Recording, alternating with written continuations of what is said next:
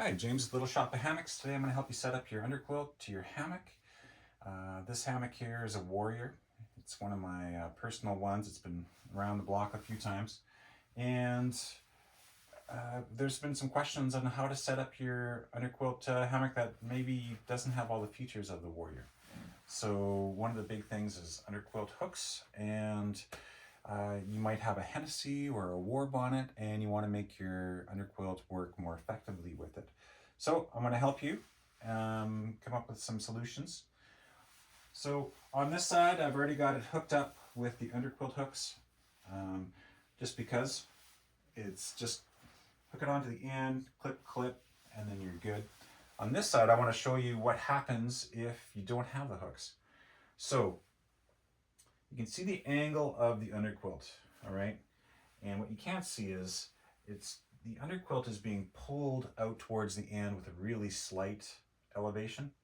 And it might look like it should work, but what happens is when you get in your hammock, you end up pushing your underquilt down and you end up getting a little bit more of a gap there, okay? Now, if you have a hook,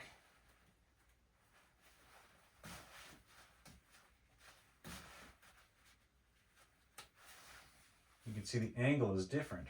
So when you're in it, it doesn't push your underquilt this way, all right? This helps you with your setup, helps you to keep some gaps while you don't mess around with how it sort of cradles you in the hammock, all right? So what you can do, the most simple thing you can do is get a piece of cordage. It can be static line. I've got some flat stuff here. You can use shock cord and simply go over top your ridge line. It's good if it's loose so you can move it easier. I'm just going to tie a bow. I'm going to slide it up. My hooks are at 15 inches and 20 inches. Try 15 inches, something like that. See how it works. If you're worried about your mesh for your hammock, just put a little bit of cloth underneath it or such. Depending on what you're using, it shouldn't be an issue. All right, shouldn't hurt anything. And this helps you get a better angle, and then you're good from there. The other thing that's specific with my underquilt is I've sewn in differential, and sometimes it's not enough. Sometimes you're in there, it's super tight up against you, and you're still getting cold spots. What I want to bring notice to is along the length, there's a channel. I've got shock cord in there, except for on this model, because it's a personal one that I've kind of played around with. And shock cord that goes through the D-rings, and then there's a cord lock here. Now, what I want you to do is pull the shock cord out. So you got 4 inches on this end of the length, 4 inches at the head end as well. And this allows you to kind of move the underquilt along this cord, all right, the shock cord. So if your butt is here, you can actually gather in a little bit more underquilt underneath your butt.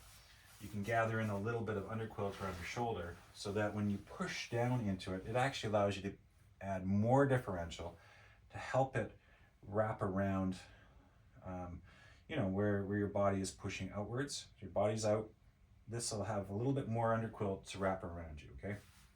So you can actually customize each side differently. So if you like to lay with your feet this way, side laying with your knees out that way, you can make it so that your differential is more towards your knees here and a little bit towards your shoulder.